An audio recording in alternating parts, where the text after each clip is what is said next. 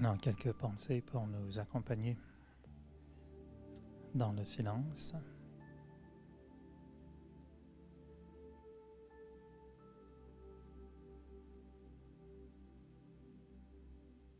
L'expérience d'être dans la solitude, dans un moment qui m'appartient, dans un espace intérieur de paix, de tranquillité.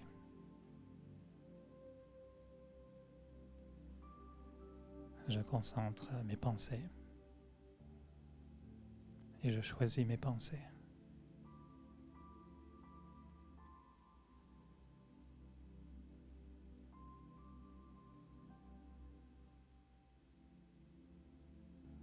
Et seulement lorsque j'entre dans cet espace de silence,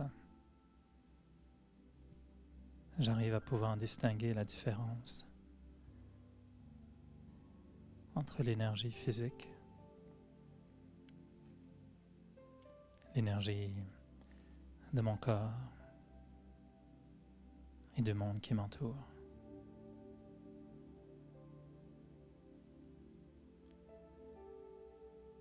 Et l'énergie spirituelle, l'énergie de mes pensées,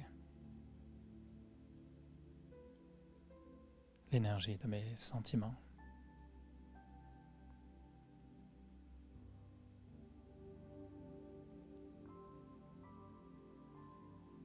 Et dans ce monde intérieur, j'essaye d'aller au-delà,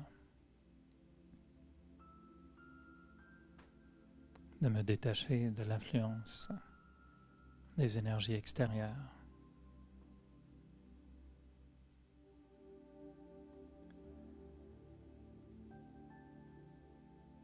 Et de ressentir toute la grandeur, toute la beauté de cette énergie intérieure.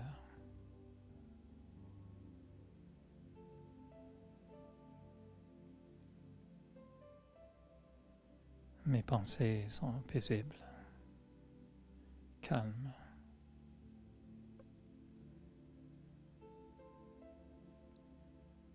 Mes sentiments sont bienveillants.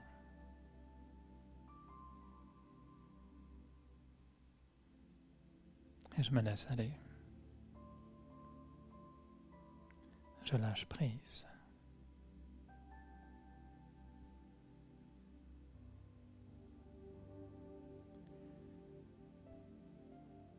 Et je me laisse aller au-delà.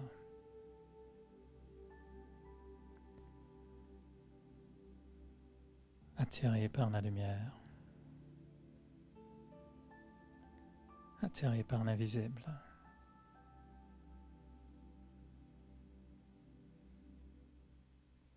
Attiré par une expression de toute la beauté spirituelle du monde. L'amour,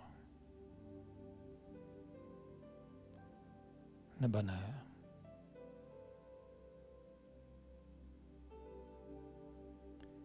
la liberté.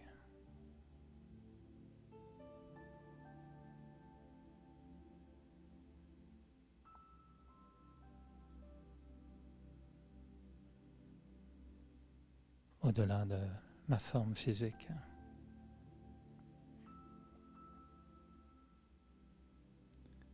Je ressens l'expérience d'être une âme de lumière,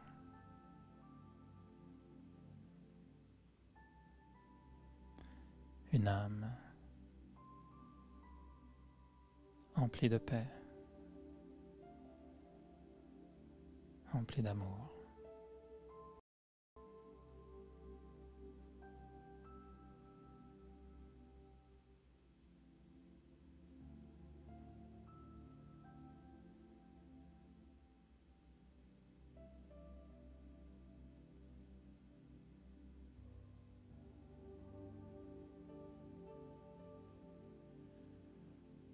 Et quand mon esprit explore le silence,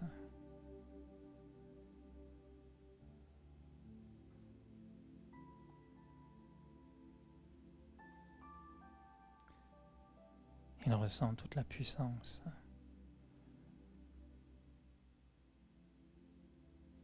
et toute la douceur de ce silence.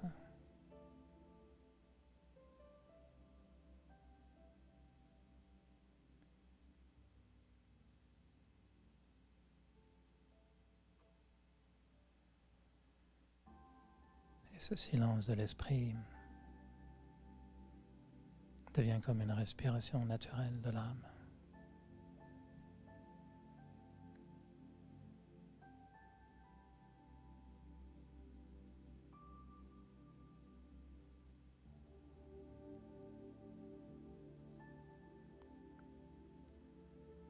Comme si les pensées devenaient simplement une expérience.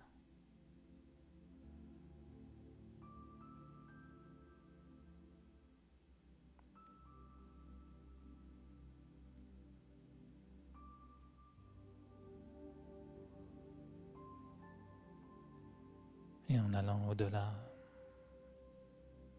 du monde physique et de mon corps physique,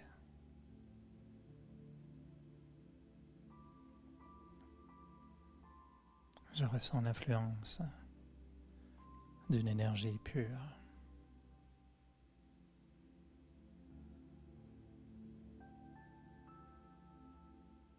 Une énergie qui m'apporte énormément de bonheur, énormément de paix.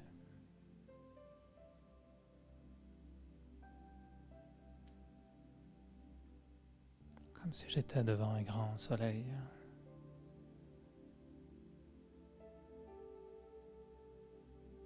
Comme si une lumière m'inondait de sa douceur.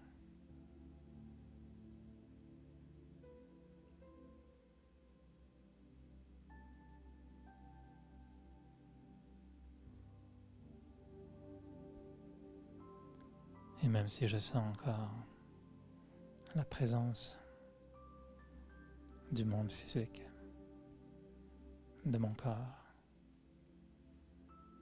de l'espace dans lequel je me trouve,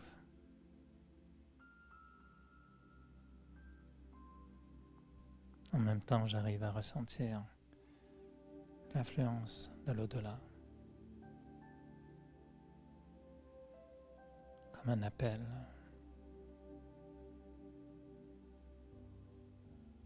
comme une lumière qui m'attire à elle, un fil de lumière, une source de lumière.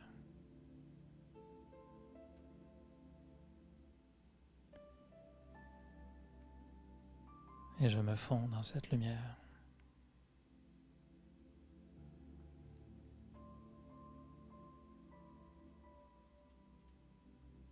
Mon esprit absorbe cette lumière de paix.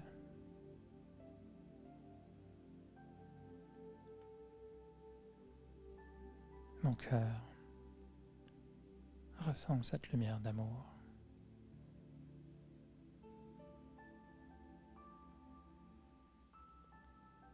Et mes yeux s'emplissent de cette lumière de bonheur.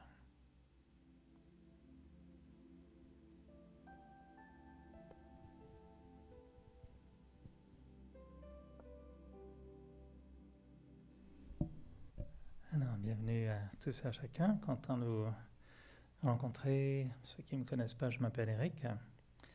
J'espère que je ne vous ai pas tous endormis avec mes propos soporifiques et on me dit souvent que j'ai une voix tellement radiophonique, ça met tout le monde dans un sommeil profond. Alors, si c'est le cas, maintenant, je vais essayer de vous redonner une vitalité exceptionnelle. On est, je pense, en direct sur Facebook. En ce moment, on essaye de rejoindre tous ceux qui ne sont pas là physiquement, mais qui sont là par l'esprit. Alors, s'il y en a qui sont en ligne avec nous, bien, je vous salue tous et chacun aussi. Et pour moi, c'est toujours un grand plaisir, un grand privilège aussi de pouvoir exprimer un peu ce que je ressens sur ce chemin spirituel. Et je pense qu'on est tous dans notre vie, consciemment ou inconsciemment, confrontés à des démarches spirituelles parfois. Je pense que des fois, rester calme dans des situations difficiles, ça peut être une espèce de contrôle personnel et de comportement, mais à un moment donné, ça vient chercher une sensibilité qui nous fait réfléchir et qui nous fait poser la question, pourquoi est-ce que je m'énerve? Pourquoi est-ce que j'agis comme ça? Pourquoi je ressens telle chose? Pourquoi les choses sont comme ça? Est-ce que ça pourrait être autrement? Et je ne sais pas si vous avez essayé de changer les gens autour de vous, de changer les situations, d'améliorer la ville, d'éviter qu'il y ait toutes ces nids de poules, puis de faire en sorte qu'il n'y ait plus de problèmes de circulation. Avez-vous essayé? C'est pas évident, hein? Ça marche pas très bien. Avez-vous essayé d'empêcher la canicule? Non? Dur, hein? Sûrement, elle est comme inévitable. Alors, devant des impondérables, comme on dit, devant des événements qu'on ne contrôle pas, devant des situations qu'on ne contrôle pas, et souvent devant une expérience personnelle qu'on ne contrôle pas, on se force un peu à réfléchir sur comment est-ce qu'on peut mieux traverser ces épreuves. Et une fois qu'on arrête de vouloir changer tout ce qui nous entoure et de changer les autres, on se demande est-ce qu'il y a une autre façon de penser, est-ce qu'il y a une autre façon d'être qui me permettrait de maintenir mon bonheur? Est-ce qu'on croit tous en ça, qu'il est possible de rester heureux, paisible, bienveillant, positif, peu importe ce qui se passe? Ou est-ce qu'on a créé des limites en disant jusqu'à tel point ça va, mais quand ça passe de l'autre côté, là je m'excuse, mais je prône le droit à ne pas être bien intérieurement? Où est passée la barre de cette frontière? Où est la frontière qui fait que tout à coup l'extérieur justifie un intérieur perturbé, négatif? Ou est-ce qu'on accepte qu'on peut pousser la barre de plus en plus haut, puis de dire que plus les situations deviennent difficiles et désagréables, plus je vais continuer à maintenir un intérieur convenable, positif, bienveillant, correct, sans m'énerver? C'est possible? Et la barre, elle est où alors? Elle est premier étage, deuxième étage, troisième étage? Est-ce qu'elle fluctue selon qualité de sommeil, est-ce que j'ai bien mangé, qui a gagné à la Coupe du Monde, qui a gagné à Wimbledon? Est-ce que ça change ma capacité à gérer ce qui se passe? Et la plus belle expérience pour moi en spiritualité, c'est bien sûr la conscience de la difficulté de gérer l'ingérable. Donc ça, on en est conscient que c'est pas facile. On sait qu'il y a des situations qui vont vraiment venir nous chercher, qui vont vraiment nous pousser à bout parfois, on le sait ça. Mais pour moi, quand j'accepte que je n'arriverai pas à contrôler ça, la conscience d'être capable de m'améliorer intérieurement, de me transformer intérieurement, pour faire en sorte que mon bonheur devienne de plus en plus permanent, de plus en plus grand, de plus en plus imperméable à toutes sortes d'épreuves, et de vérifier que des fois je vis des choses et en m'observant je me dis c'est pas si mal, j'ai pas trop perdu le contrôle, j'ai rien dit de désagréable, j'ai pas trop vécu de souffrance non plus, et la situation est passée et les cicatrices sont quand même pas trop désagréables. Et finalement, il n'y a pas trop de marques suite à l'événement. Vous voyez ce que je veux dire? Et ça, c'est quand on arrive à ressentir qu'il y a une possibilité de progresser, en fait, dans cette transformation de soi. En spiritualité, on appelle ça du pouvoir, le pouvoir spirituel. Le pouvoir de passer une épreuve, de passer à travers une épreuve. Le pouvoir d'aller puiser une force positive plutôt que se laisser envahir par une expérience négative. Et ça, c'est pas évident, mais c'est possible. Et dans ce sens-là, on a une théorie dans le Raja Yoga qui est en fait cette notion de yoga.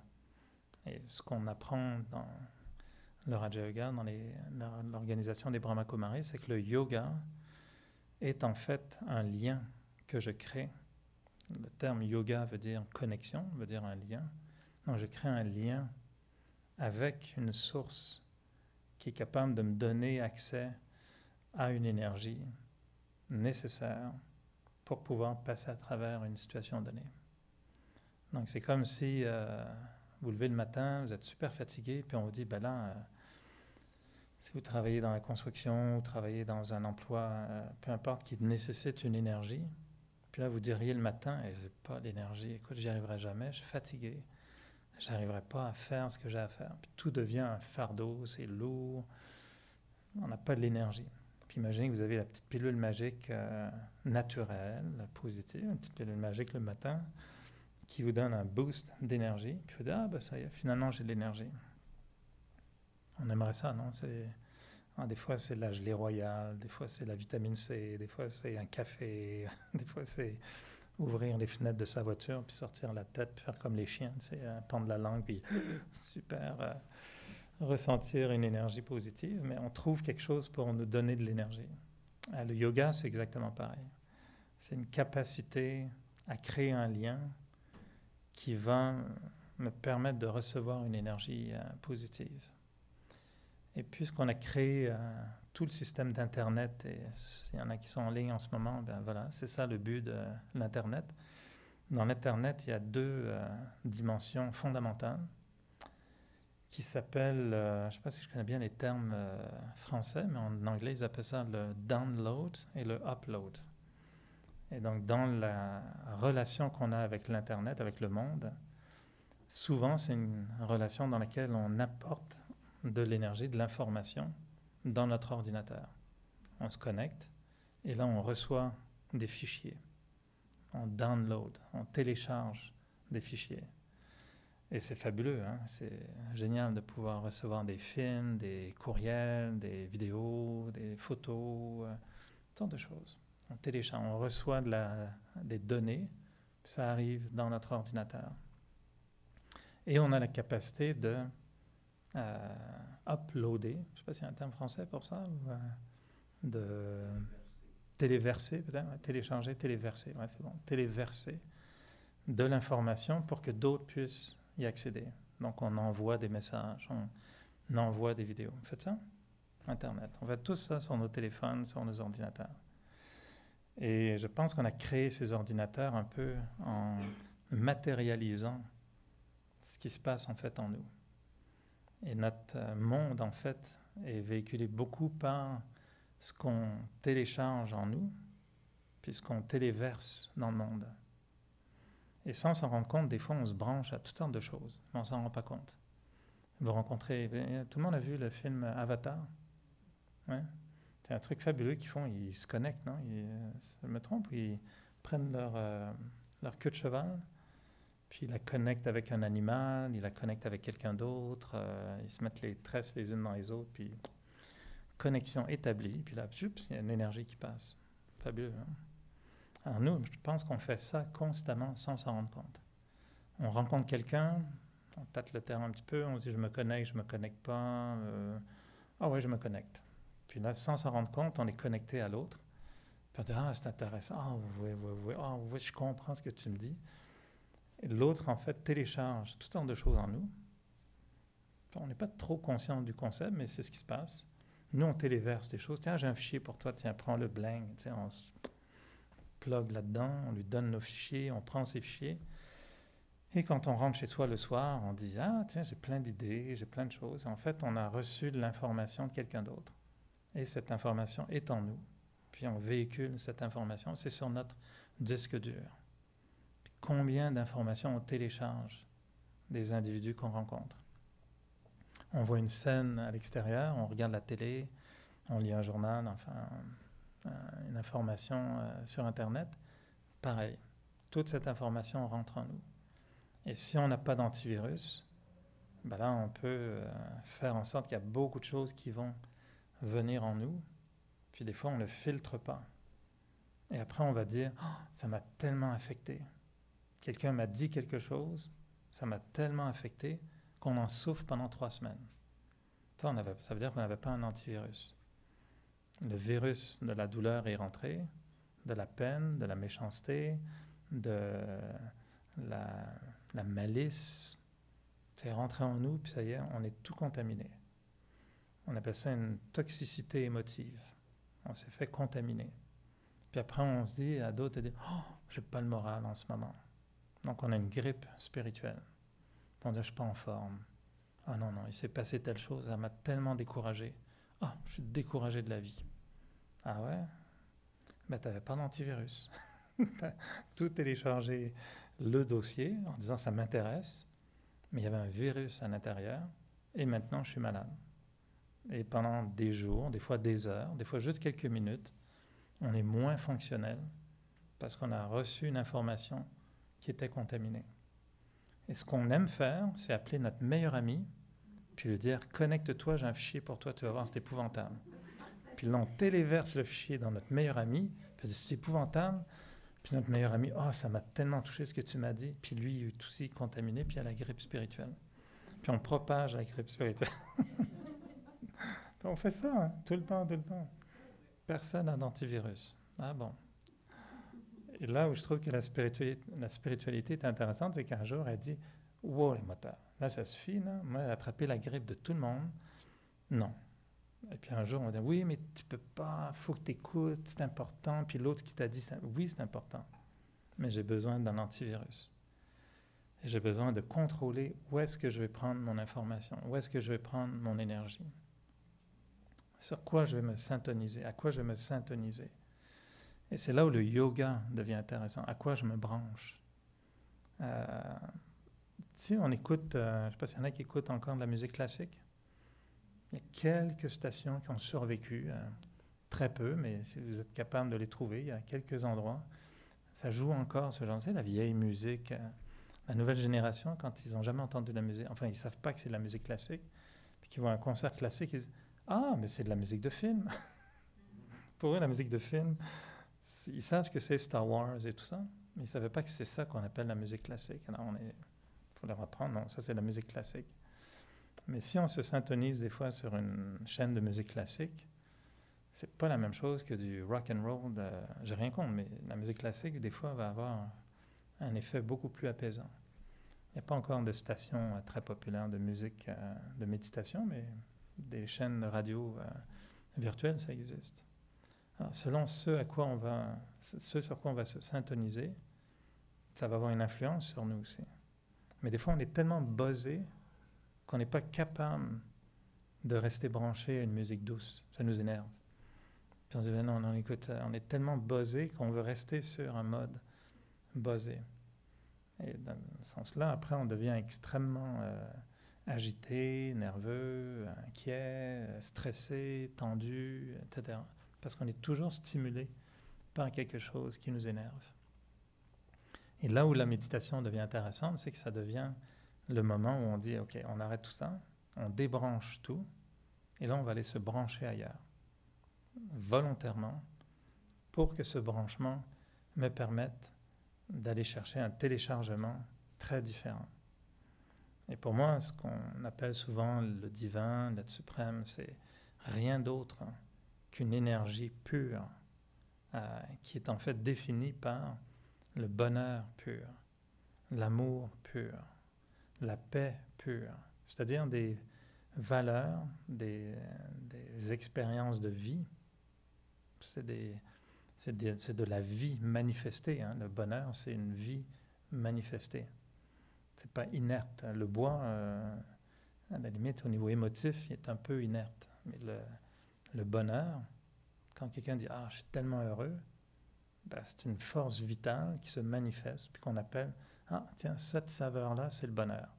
Cette saveur-là, c'est la paix. Cette saveur-là, c'est l'amour. » Et des fois, en spiritualité, c'est bon de savoir reconnaître ces saveurs-là, comme on arrive à reconnaître le jaune, le mauve, le vert, le bleu.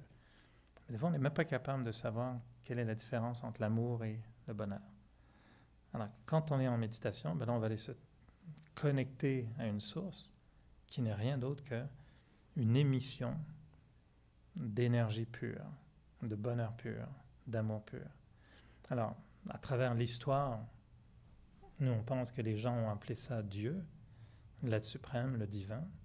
Mais techniquement, ce que c'est une énergie qui fait en sorte que quand on la ressent, ben on fait l'expérience de cette énergie dans le bonheur, dans la paix, etc.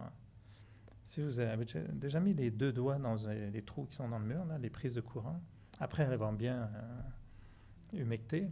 Avez-vous déjà essayé? Non? Ceux qui veulent, il y en a qui veulent essayer?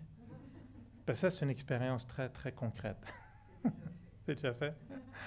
Ça donne un méchant petit coup de jus, non? Avoir un choc électrique, ça donne un... Tu ne peux pas ignorer une telle expérience. Et je pense qu'on l'a tous fait à un moment donné ou à un autre, ça fait vraiment un drôle de choc. Moi, je dirais que le yoga, c'est un peu comme ça. Le yoga, c'est vraiment de tout à coup se mettre en contact avec une énergie qui est tellement différente de la mienne que je suis très conscient que je suis en train de me faire, comment je pourrais dire, irradier par une énergie qui n'est pas la mienne.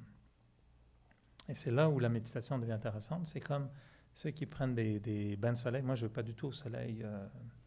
C'est pas mon genre. Je ne suis pas très, très soleil. Mais si ça m'arrive par hasard, j'aime bien le sentiment de ressentir... tu sais, quand tu fermes les yeux puis tu sens le pouvoir du soleil. Je sais que c'est pas du tout politically correct, là, c'est très cancérigène, il ne faut absolument pas faire ça. Mais des fois, on est obligé, bien sûr. Mais c'est une expérience, on sait qu'il y a une source de chaleur extérieure. Et on la sent, c'est absolument palpable, concret. Et on sait à un moment donné qu'il faut peut-être arrêter, justement. La méditation, c'est exactement pareil. C'est d'être capable de s'asseoir dans le silence, puis de sentir à un moment donné qu'il y a une énergie tellement claire, tellement palpable, tangible, qu'on se dit, oh, ok, il y a un contact qui vient d'être établi. Et là, cette énergie commence à avoir un effet. Et là, on sent que, waouh, il y a une paix, il y a un bonheur, il y a des fois, l'amour, ça paraît bizarre parce que on est habitué à aimer une personne ou un être ou un objet, etc.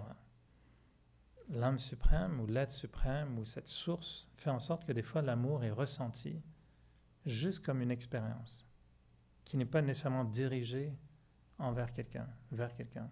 C'est bizarre, non? On s'assoit et on dit je vais juste ressentir l'amour. Alors ça c'est le téléchargement, cette capacité de télécharger une énergie qui est pure. Et moi je vous dirais, ça fait des décennies que je travaille sur ce Raja Yoga et souvent, j'aime bien cette image un petit peu drôle de... Je ne sais pas s'il y en a qui ont vu un film qui s'appelait La Belle Verte, je pense. C'était un vieux film, une histoire d'extraterrestres qui vivent sur une autre planète, puis qui ressemblent à des humains. Puis on leur dit qu'il reste encore des places pour un voyage gratuit sur la planète Terre. Puis tout le monde dit non, la planète Terre, non, ça, ils sont fous là-dedans, on ne va pas là-dedans. Finalement, il y en a quelques-uns qui vont se retrouver en voyage sur la planète Terre. Puis quand ils arrivent sur la planète Terre, leur seule méthode de connecter avec les gens chez eux, il faut qu'ils aient les pieds dans l'eau, puis ils font comme ça. Allô, tu m'entends? Ils ont les pieds dans l'eau, puis allô. C'est un film très humoristique, très drôle, mais très vrai. Et c'est des gens qui ont un regard extérieur, puis qui voient les terriens comme... C'est bizarre, ils ont tout recouvert, hein, avec cette espèce de bitume bizarre qui sent mauvais. C'était beau, pourtant l'air, mais ils ont tout recouvert. Hein. Alors, là, des villes entières, c'est recouvert complètement. Puis ça pue ici, c'est épouvantable. Puis là, ils communiquent avec leurs gens, puis ils vont dans les fontaines publiques, en plein cœur de Paris, puis ils parlent « Allô, ça va? Tu m'entends ?» Et moi, quand j'ai vu ça, je me dis « moi, je suis exactement comme ça. » Un yogi, il est comme ça. Un yogi, toute la journée, il se met peut-être pas les pieds dans l'eau, puis les mains comme ça, mais il est là, des fois, en plein milieu d'une catastrophe naturelle, puis il essaye de faire le contact. Pour dire, est-ce qu'il y a l'eau, il y a quelqu'un, est-ce que je peux connecter avec une autre énergie qui sera plus forte, plus bénéfique, plus belle que des fois celle qui m'entoure? Et est-ce que je peux ressentir quelque chose de plus grand, puis de me charger à ce moment-là? Et ça, c'est vraiment le yoga. Et ce téléchargement, il est vraiment intéressant parce que, mais on le cherche. Et c'est pour ça que l'image qui me vient souvent à l'esprit, c'est que quand on médite, j'ai l'impression qu'on est tous ici comme des espèces de gens qui portons notre soucoupe satellite. Puis je vois chacun en méditation il cherche le contact. Et puis, des fois, il passe 1 heure, il cherche, mais il n'y a aucun contact. Puis à la fin, il dit, non, c'est rien passé. J'ai médité 1 heure, j'ai pas senti, j'ai rien senti. Ah, t'as rien senti? Non, non, j'ai cherché, là, j'ai cherché le signal, j'ai pas capté le signal. Et maintenant, on est par câble, mais à l'époque, il y avait, quand tu regardes les toits ou en Inde, je sais, c'était comme ça il y a quelques années, tu arrivais quelque part, puis tu voyais des façades d'édifices, tout le monde avait sa soucoupe satellite pour capter la télévision, le signal de télévision. Mais il faut qu'elle soit orientée dans le bon angle, puis là, elle capte le signal du satellite. Et moi, j'ai l'impression qu'on a tous en nous une soucoupe, mais chez la plupart des gens, je pense que la soucoupe est couchée par terre. On a mis des fruits, des légumes là-dedans. On ne sait pas à quoi ça sert. Alors, on met toutes sortes de trucs bizarres. Puis les gens disent, pourquoi tu mets ça dans ta soucoupe? Je ne sais pas, c'est quoi ce truc-là? Ben, c'est ta soucoupe. Tu fais connexion, yoga. Ça s'appelle une conscience. Ah, une conscience. Ah, ah bon, ok, non. Non, moi j'ai mis juste tous mes déchets là-dedans, j'ai fait le compost. J'ai tout mis le compost là-dedans. Je pensais que c'était un bac de récupération de compost, c'est pas ça. Non, non, non, non, non, c'est tu connectes avec le divin, avec ça. Ah, comment on fait? Ben, il faut l'aligner, il faut que tu arrives à trouver ton... Mais c'est compliqué, parce que c'est un micro-millimètre, puis tu perds le contact. Et la connexion, elle s'établit sur la base d'une science. C'est une science. Et donc le yoga s'établit sur la science de ce qu'on appelle le raja. Et le raja, c'est la notion de souveraineté, de maîtrise intérieure. Et alors, ce qu'on apprend beaucoup dans le Raja Yoga, c'est que cette connexion vient avec un alignement de pensée qui est très particulier, qui n'est pas juste le fruit du hasard. Sinon, il y a plein de gens qui se connecteraient tout à coup. Tiens, un jerk, puis ça y est, tiens, je pense que je suis connecté. Ça n'arrive pas comme ça. On les appelle des fois des illuminés, mais ça, je ne sais pas à quoi ils sont connectés. Des fois, c'est douteux d'ailleurs. Quand ils disent les illuminés, il faut vraiment faut vite sortir nos antivirus parce qu'on ne sait pas ce qu'ils vont nous sortir. La parole du divin, des fois, elle est particulière. Alors, la connexion, elle est très particulière. Elle est vraiment spécifique. Elle vient par la conscience, basée sur un savoir, sur une connaissance. Alors, toute la notion de yoga, de connexion, fait en sorte qu'à un moment donné, il y a un téléchargement. Et dans l'autre aspect, ce qu'on va développer, c'est le téléversement ou le upload. Qu'est-ce que j'arrive à produire ensuite? Et on va voir qu'il y a un lien direct. C'est que si ce que je produis dans la vie est toxique, ben, il y a des grandes chances que ça vient de ce que j'ai téléchargé de toxique. Et si j'exprime régulièrement des peurs, des angoisses, des négativités, des espèces de refoulement des goûts spirituels, il y a des grandes chances que c'est parce que j'ai téléchargé beaucoup d'éléments toxiques. Et c'est ça que je redonne ensuite. Et des fois, on se dit, ben, c'est ma nature, je suis comme ça. C'est à cause de ça que je téléverse ça. Ok, donc tu n'as pas de pare-feu, tu n'as pas d'antivirus, tu fais juste attraper tout ce qui arrive, puis tu dégurgites tout ce qui te tente de dégurgiter. Ça, c'est ce qu'on appelle un être humain. C'est normal. C'est comme à peu près la façon dont tout le monde fonctionne. Et le but de l'alignement avec le divin, c'est de devenir soi-même un être humain divin. C'est-à-dire qu'il y a une dimension sacrée, une dimension spirituelle dans l'être humain. Et là, on va dire qu'on est un être humain, mais avec une conscience spirituelle, mais avec une conscience un peu plus élevée. Ce qui fait qu'on va être capable d'agir dans le monde avec un comportement légèrement plus agréable, plus sophistiqué, plus soigné, plus digne surtout. Et ça, c'est pas évident, mais c'est possible. C'est juste que la mécanique oblige de savoir comment connecter à une source qui va me donner une énergie pure que je vais pouvoir transmettre ensuite. Et moi, mon expérience beaucoup dans ce chemin spirituel, c'est que plein de gens peuvent nous parler de Dieu, de la vérité, de concepts, de théories. Puis ça, on respecte ça parce que chacun doit trouver un peu sa vérité. Mais ultimement, moi, ce que j'ai remarqué, c'est que ce n'est pas ça qui va me satisfaire. Juste comprendre, savoir, c'est une chose. Ressentir, c'est complètement autre chose. Et des fois, j'ai l'impression qu'au lieu d'apprendre, il faut vraiment désapprendre. Il y a plus de travail de désapprentissage que d'apprentissage. Et des fois, on a besoin juste de se faire un lavage de cerveau. Et moi, quand les gens me disent « mais t'as pas peur, les Brahma Kumaris, ils vont te faire un lavage de cerveau », je dis « c'est justement ce que je veux. » C'est exactement ce que je veux. Javeliser le tout, ça va me faire beaucoup de bien. Je vais me sentir beaucoup mieux après ça. Et c'est pas dans le sens qu'on va nous abrutir, mais c'est qu'on va nous enlever des fois un peu plein d'idées superflues, inutiles. Et moi, mon expérience aujourd'hui, c'est que la spiritualité, c'est très simple. Aimer les autres, c'est très simple. Respecter les autres, c'est très simple. Et on s'est compliqué beaucoup la vie avec les pourquoi et les comment et les à cause de et parce que et tu as fait ci, donc je fais ça. On a beaucoup complexifié la relation humaine, alors qu'en fait, elle est assez simple. Et en silence, en spiritualité, nous, on a une image qui est très parlante, qu'on aime beaucoup, c'est celle de la tortue. Et je ne sais pas si vous avez déjà vu des tortues géantes. C'est assez impressionnant. Il y en a qui sont hautes comme ça. C'est du solide. Le carapace de la tortue, c'est incroyable. Leurs grosses pattes.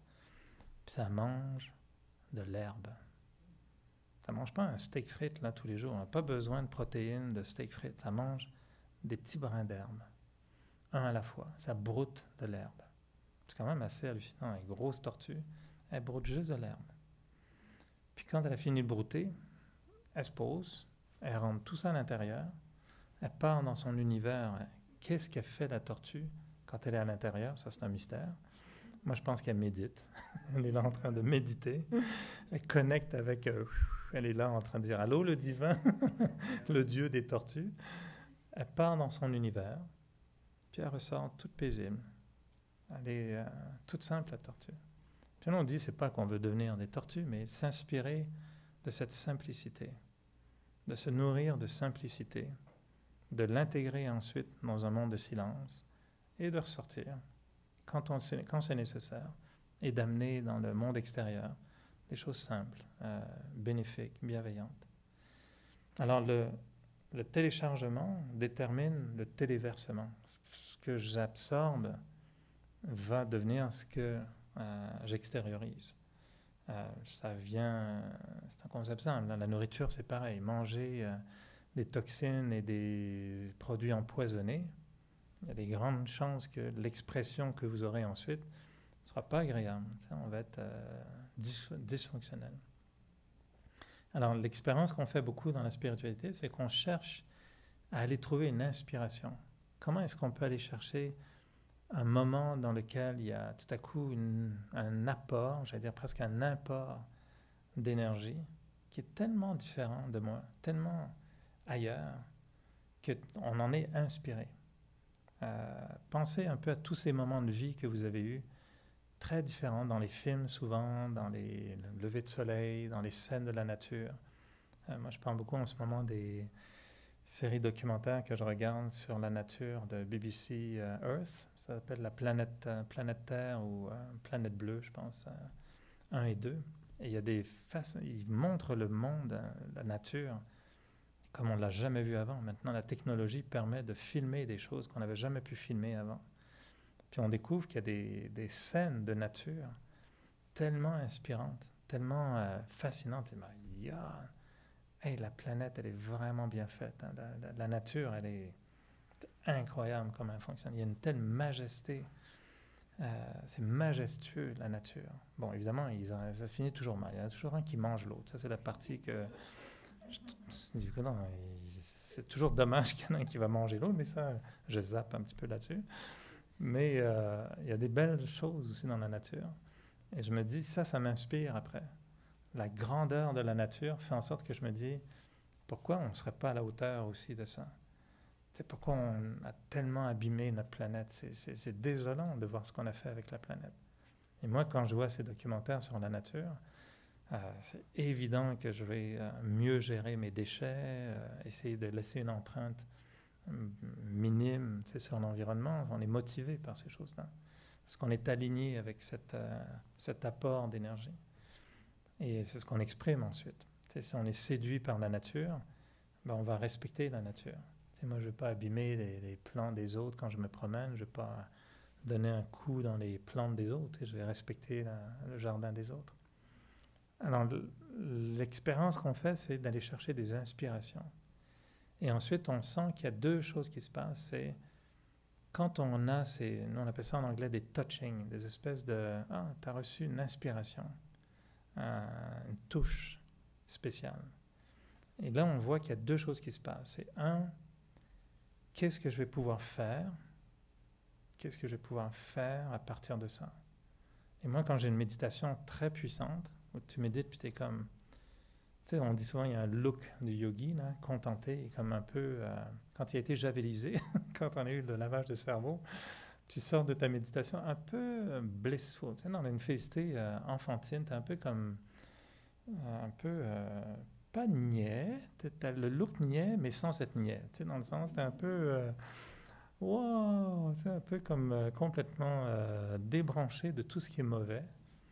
Moi, j'aime beaucoup aller me promener au parc Jarry, puis souvent, tu sais, les gens, ils promènent les bébés en poussette. Ce qui est toujours très drôle, c'est de voir la tête du parent sur son cellulaire, nanana. Puis la tête du bébé, lui, qui est complètement absorbé dans une autre fréquence. Puis le bébé, lui, il est comme détaché, tu sais, il bouge pas, il est là, puis on lui offre un spectacle. Ça tourne, c'est pas lui qui a décidé que ça tournait. D'un coup, on tourne la poussette, hop, il est face à toi, puis tu regardes. Puis il ne te lâche pas du regard, puis la poussette continue. Mais ce look de bébé, quand il nous regarde, tu sais, sans aucune malice, aucun jugement. Le bébé n'est pas là en train de nous regarder. Oh, bizarre, lui. Non, comme bébé, il regarde, détaché. Il y a une neutralité à la limite du niais, mais sans être niais. Tu sais ce que je veux dire? Une espèce de naïveté innocente, c'est l'innocence, l'espèce d'innocence bienveillante. Moi, je trouve ça, c'est le look du yogi après une bonne méditation. Il était complètement dépossédé de tout le mauvais, puis de redevient neutre. Ah, t'es comme, ok, t'es comme je suis. Il n'y a plus de muscles, il n'y a plus rien. Une espèce de béatitude, une légèreté, comme ça. Voilà, c'est ça, on a été lavé, on a été nettoyé. Tu sors de la douche, t'es comme fraîcheur agréable. Ça ne dure pas longtemps, malheureusement, mais bon, ça dure un certain temps. Et cette espèce d'état de béatitude de yogi, après, nous fait faire des choses différemment. Moi, quand je vais au travail le matin, si j'ai médité avant, si j'ai fait mon travail, avant d'aller travailler, généralement, on prend une douche, on se met des vêtements propres, on aime ça, on arrive au travail, on est frais le matin. Mentalement, si on a fait la même chose, on peut confronter les mêmes problèmes de la veille, sauf que là, on se dit, on a le petit look bébé, ok, fine, no big deal, on s'inquiète moins, on va agir différemment. Donc notre capacité d'agir change en fonction de ce qu'on a été chercher dans cette espèce de téléchargement. Et donc on téléverse autre chose. Mais mieux que ça, et c'est là où je trouve que la force de cet alignement avec l'être suprême ou le divin est vraiment efficace, c'est qu'est-ce que je deviens? Et comment est-ce que ma nature profonde change au fur et à mesure que je me fais exposer à ces radiations spirituelles. Quelqu'un qui passe beaucoup de temps au soleil pendant des années, il va avoir un look très différent. Tu sais, s'il est toujours dehors, en train de travailler torse nu au bord de l'eau dans les pays tropicaux, il aura une peau tannée, il va avoir un look de quelqu'un qui a passé beaucoup de temps au soleil. Un yogi qui a passé beaucoup de temps dans l'expérience du divin, à un moment donné, ce n'est plus une petite couleur de bronzage temporaire, ça devient permanent, ça devient sa nature. Et moi, ce que j'aime, c'est de me dire, qui est en train de me façonner? Qui est en train de faire de moi ce que je suis? Est-ce que c'est tous les téléchargements toxiques que j'ai laissés m'influencer sans antivirus? Ou est-ce que j'ai été choisir moi-même la source de mon alimentation pour que cette source-là ait, à long terme, une influence sur ce que je suis foncièrement.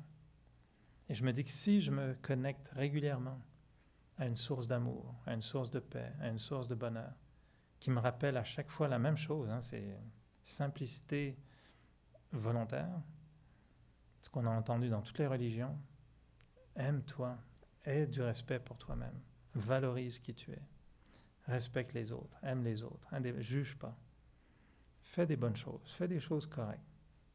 Peux-tu s'entendre que si on résume à sa plus grande simplicité ce qui était censé être le message religieux, c'est à peu près ça, non?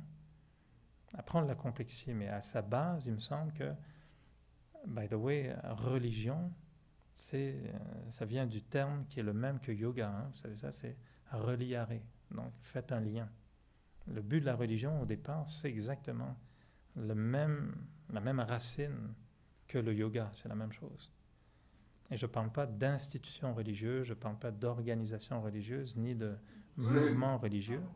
Je parle de la religion dans son aspect le plus spirituel, le plus humain vers le divin. C'est ça un peu pour moi la religion. Reliare, faire ce lien. Et donc si je m'expose régulièrement à une source qui me dit toujours la même chose, sois positif, sois bon, reste paisible, vis l'amour, ben après des années, il y a des chances que ça devienne mon caractère. Moi, je vois des gens ou des parents qui enseignent leurs enfants à être calmes. Tu sais, ça existe de montrer à des jeunes d'être tout zen, tu sais, de dire, regarde. Moi, j'ai raconté ça récemment, mais moi, j'ai tendance à faire complètement l'inverse. Dès que je vois des jeunes, je m'excite, puis je deviens comme eux, puis je les excite encore plus. Puis là, on joue, on se lance des oreillers, je les jette dans l'air, on hurle, on crie, on court, on se porte les uns les autres. À la fin, on est tout rouge, essoufflé, en transpiration, puis les parents viennent chercher leur enfant et disent « Ah, il a bien dormi, qu'est-ce que tu lui as fait ?»« Ah, je l'ai épuisé, moi aussi j'ai bien dormi, je l'ai épuisé. » Mais heureusement, je les ai juste pendant 1 heure ou 2. Mais à un moment donné, j'étais chez quelqu'un, puis je pense que j'avais vraiment excité les petits jeunes, puis écoute, là, c'était devenu dangereux. Et il y a une vraie yogi qui était là. Puis à un moment donné, elle appelle le petit, puis elle dit viens là. Puis elle met le petit à côté d'elle, puis elle lui parle tout doucement. Puis elle dit viens, mets-toi comme ça. Puis là, le petit, écoute, je regardais ça, je me disais mais c'est quoi, c'est de la magie ce truc-là? Le petit, je vous parle d'une bombe atomique ambulante qui était comme ça à cause de moi. Hein. J'ai totalement énervé ce petit bout de chou là, qui était buzzé totalement. Puis là, elle le prend, puis elle lui parle tout tranquillement. Puis elle le met là, puis il se calme. Puis là, elle le fait étendre. Puis là, il est tout étendu, puis pas endormi. Hein. Il n'a pas dormi. Il est resté complètement paisible pendant 20 minutes, une demi-heure. Tout doux. Puis moi, j'ai dit à la fille, je dis, comment t'as fait ça? Moi, je ne suis pas capable. Je les énerve. Elle l'a complètement calmé. Ça s'apprend, le calme. Il y en a qui arrivent à apprendre à des jeunes d'être plus calmes, de faire les choses calmement, etc. Ça s'apprend. L'éducation. Et alors, selon ce qu'on a téléchargé, c'est ce qu'on va téléverser. Mais en même temps, c'est ce qu'on va devenir. Et dans le yoga, moi, ce que j'aime, c'est cette double dimension d'aller chercher une énergie qui va m'aider à agir mieux, mais qui à long terme va faire que ma nature devienne comme ça. Et qu'un jour, sans connecter à cette énergie, naturellement, ma nature sera de respecter l'autre, d'être paisible, d'être plus sympathique, de ne pas m'énerver, d'avoir un peu plus d'empathie envers l'autre. Et après, la connexion ne va ne faire que accentuer ça davantage, encore et encore, encore et encore. Mais la base sera déjà pas mal transformée. Et c'est pourquoi la question fondamentale qui me vient dans la spiritualité après des années, c'est qui fait de moi ce que je suis? Et c'est pas que nous tout seuls, c'est pas vrai. On est le fruit de l'influence. On est influencé par notre culture. On va bien le savoir, les Français sont plutôt comme ça, les Chinois sont plutôt comme ça. Il y a quand même, sans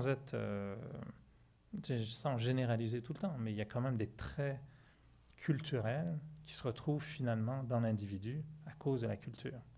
Donc ça a été téléchargé dès la naissance. Puis qu'on le veuille ou non, c'est un peu comme les ordinateurs, ça vient avec Windows 10 tout de suite.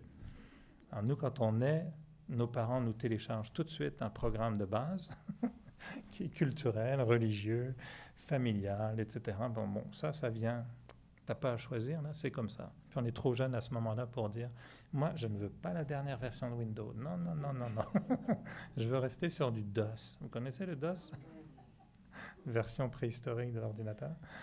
On n'a pas le choix, quand on est jeune, on te télécharge d'office le programme de base. Plus tard, tu peux trouver un magasin spécialisé qui te dit, et si tu te désinstallais ton programme, puis on va t'en installer un plus simple, plus neutre. Good. Ça s'appelle comment ça? Raja Yoga. Ah cool, c'est pas mal. C'est ça qu'on fait. Là, je suis dans le mode de vente un petit peu, pour ceux qui viennent pour la première fois, là, c'est pas... Alors, c'est un peu ça, la notion d'aller chercher une énergie, l'exprimer ensuite, ou en être l'expression, mais surtout d'être conscient de qu'est-ce que je suis en train de devenir à cause de ça. Et est-ce qu'il y a une partie de moi qui est devenue ce qu'elle est à cause de ce que j'ai téléchargé, à cause des influences que j'ai eues? Et on est tous, moi je vis dans un environnement des fois professionnel, où l'environnement est très négatif. J'ai vécu des moments où il y avait beaucoup de licenciements, des grosses pertes d'emploi, par centaines. Ça crée une énergie extrêmement difficile, beaucoup d'incertitudes. Mes meilleurs amis qui me disaient, je suis le prochain sur la liste. Tu ne peux pas dire, ben ok, non, on est affecté par ça. Et c'est très facile de virer dans un courant de colère, de révolte, de négativité. Et je ne dis pas que je ne juge pas, je dis juste que c'est l'influence de l'extérieur. Et c'est là où on doit se dire, est-ce que je laisse toute cette énergie-là définir ce que je suis, ou est-ce que je comprends ça, je mets mon pare-feu, je mets mon antivirus, je me connecte ailleurs, je vais chercher une autre énergie, puis je me dis, maintenant, comment je réagis à ça? Et je ne dis pas qu'il ne faut pas réagir, mais je dis comment je réagis à ça. Et c'est là où l'alignement avec le suprême change énormément. Mais il faut savoir, il faut connaître la méthode. Il faut avoir un processus, trouver la petite soucoupe pour voir où est-ce qu'on la branche, comment on la branche. Et là, on peut ressentir cette énergie. Mais je vous invite à réfléchir un petit peu à qui a fait de vous ce que vous êtes, d'où est venue cette influence. Et moi, il y a des choses pour lesquelles je remercie du fond du cœur mes parents physiques, mon père, ma mère. Il y a des choses qui m'ont été apprises par mes parents, puis on les rejette au début quand on est jeune, puis quand on est plus vieux, on se dit « Ah, finalement, c'est bien qu'il m'ait éduqué comme ça. » On ne l'a pas apprécié sur le coup. 20 ans plus tard, tu l'apprécies. Tu dis « C'est quand même une bonne éducation. » pour ce qu'on a reçu. Il y en a qui ne l'ont pas eu, mais ils peuvent le prendre ailleurs. Donc, qui a fait de moi ce que je suis? Et est-ce que je peux aller chercher une source plus grande qui va me permettre de développer des natures humaines, mais qui deviennent des natures humaines, appelez ça spirituelles, divines, sacrées, dignes. Moi, j'aime beaucoup ce terme plutôt digne, qui font ressortir la dignité de l'être humain. Qu'est-ce qui fait qu'on pourra dire de l'être humain, ben ouais, c'est beau l'être humain, il y a une grande dignité dans l'être humain, il fait des belles choses. Et moi souvent je vois que l'humanité fait des belles choses. Les humains rassemblés ensemble, on était au festival de jazz cet été avec des amis qui venaient de l'extérieur, puis qui viennent d'un pays où peut-être qu'il y a moins de manifestations joyeuses comme ça, et ils étaient stupéfaits de voir tous ces gens dans un même espace qui s'amusent, qui se comportent très correctement. Le nombre de gens qui nous disaient bonjour ce jour-là, ce soir-là, sans qu'on les connaisse, et tu souris à plein de monde. Je ne sais pas si vous êtes allé dans ce genre de manifestation, mais tu souris à plein de monde. Tu vois des jeunes, des enfants, tout le monde. Il y a une légèreté quand même sympathique qu'on oublie. Puis c'est quand même beau l'humanité. Quand tu peux être des milliers de personnes ensemble à vivre un bonheur commun, puis à être heureux les uns avec les autres. Ça existe. Ça existe des choses comme ça. Et moi, j'aime le savourer en me disant que l'humanité vit des belles choses, fait des belles choses. Malheureusement, il y en a qui détruisent tout ça, mais moi, je veux vivre les belles choses aussi.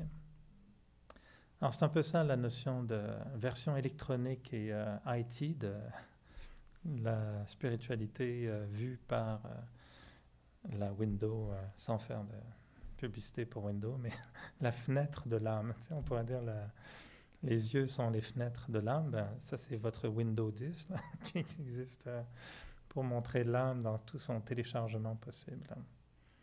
Alors, peut-être juste réfléchir à ça, la notion de chercher une source qui va me permettre de mieux faire et de mieux être.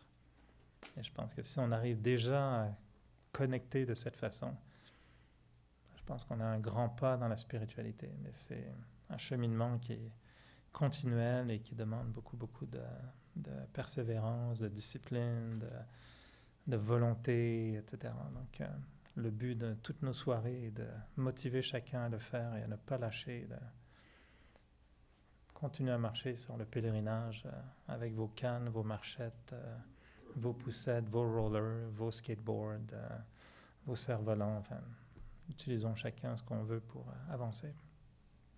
Est-ce que ça va? Il y a des commentaires? Je ne sais pas s'il y en a qui sont en ligne, qui sont en train d'ajouter des idées ou des pensées, mais j'ai la conviction que le fait d'être ensemble, physiquement et dans l'au-delà, génère une énergie qui est inspirante, positive. Et moi, je me parle à moi-même. Hein. Vous avez pensé que je vous parle? Pas du tout. Je me convainc moi-même de ce que je dis. Et ensuite, je le pratique. Alors, c'est de la thérapie collective. Très agréable. Alors, merci de faire semblant d'écouter. Puis non, je sais que vos cœurs sont ouverts et vos yeux sont ouverts et que vos oreilles sont ouvertes. Alors, on partage ensemble. Alors, je vous proposerais de conclure avec une méditation. Et parlant de méditation, d'ailleurs, on a, pour ceux qui sont intéressés, soit en ligne, soit ici, on a créé une nouvelle façon de présenter un peu le Raja Yoga par des soirées ad hoc, comme ça, qui se font de temps en temps. Il y en a une, donc, mardi prochain à 19h, qui est une soirée d'introduction à la méditation. Donc, pour ceux qui veulent découvrir un peu ce qu'on fait, même si en fait c'est un peu ça que j'ai fait ce soir, mais sous une formule plus concrète, qu'est-ce que la méditation du Raja Yoga, donc mardi soir prochain à 19h. Oui, c'est ça. Tous les gens qui sont comme ça puis qui ne connectent pas, là, vous les amenez. Ouais. Puis si vous voyez des gens dont la soucoupe sert pour le compost, amenez-les ici, dites-leur non, je vais te montrer quoi faire avec ta soucoupe de communication interspatiale. Alors, je vous invite à passer quelques instants pour conclure en méditation ensemble. Et là, vous allez voir, ça va méditer encore mieux qu'avant, parce que là, on est tous concentrés. Et je vais essayer de ne pas vous endormir, encore une fois. Alors, on prend le temps de bien s'installer physiquement, sentir que le corps est bien détendu. Prendre de bonnes respirations afin d'oxygéner le corps aussi. Ressentir que le corps lui-même est traversé par une énergie physique. La respiration, l'oxygénation. Toute l'énergie du corps est une énergie tellement fabuleuse. Et au même titre qu'on peut ressentir que le corps a sa propre énergie physique, on dirige notre attention au centre du front. Et on peut ressentir une toute petite pointe d'énergie, de lumière, comme si on avait une pointe de lumière au centre du front. L'âme, la conscience, la pensée. Cette dimension invisible et qui pourtant est une énergie, une force,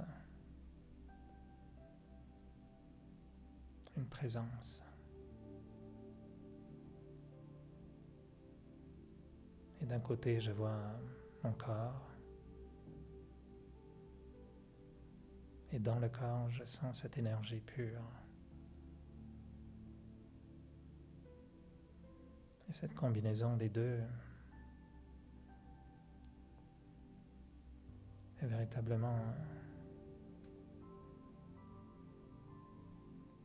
un aspect fabuleux de la vie. l'être humain, un être spirituel dans un corps humain, comme si j'étais un peu le marionnettiste qui fait bouger la marionnette.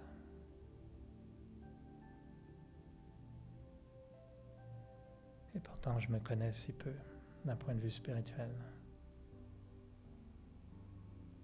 Je connais mon apparence physique, toutes les caractéristiques de mon corps.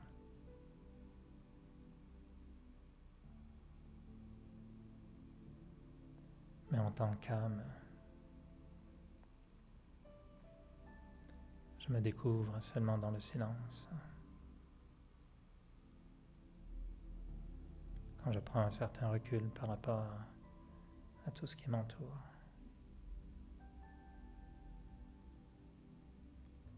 Que je plonge en moi.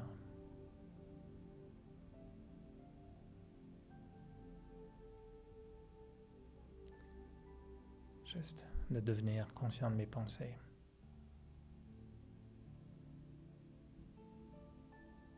Et non pas que ces pensées viennent à moi, mais que c'est moi qui crée ces pensées. Comme si j'étais un magicien. Que je pouvais faire apparaître toutes ces pensées, une après l'autre.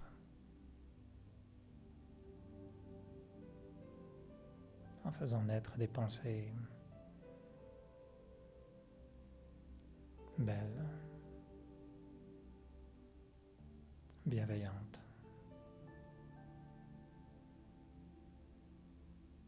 emplies de sens, des pensées qui m'élèvent, des pensées qui me font du bien.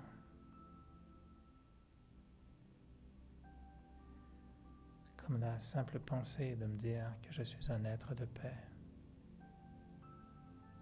qu'au fond de moi, je cherche à transmettre cette paix.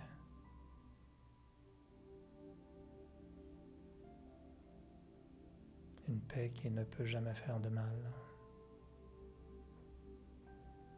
Une paix qui fait du bien.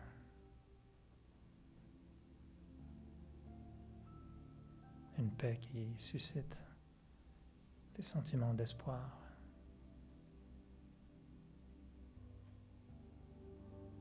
Une paix qui fait que les autres peuvent se rapprocher de moi sans me craindre.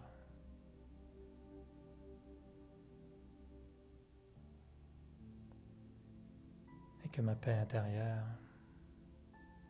est une paix qui vient de l'Éternel.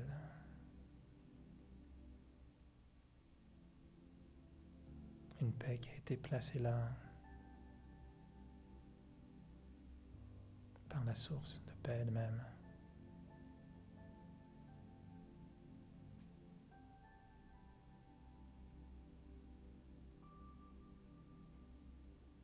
Et dans tout le bruit du monde extérieur, il était tellement facile d'oublier cette paix, de ne pas l'entendre. Elle s'exprime en silence.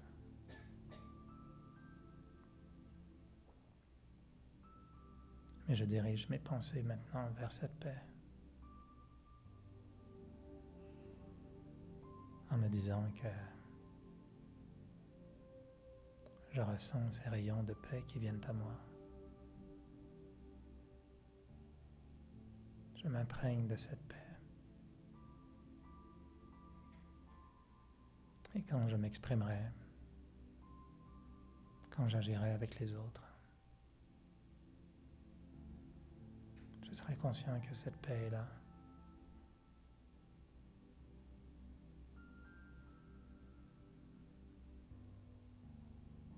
Cette paix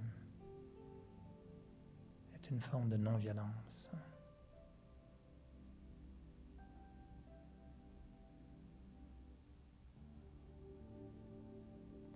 Une capacité de m'approcher des autres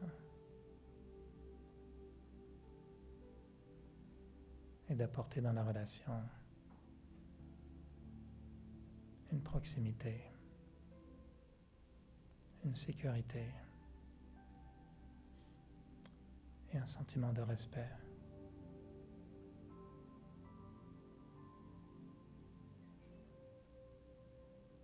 La paix qui reste paix.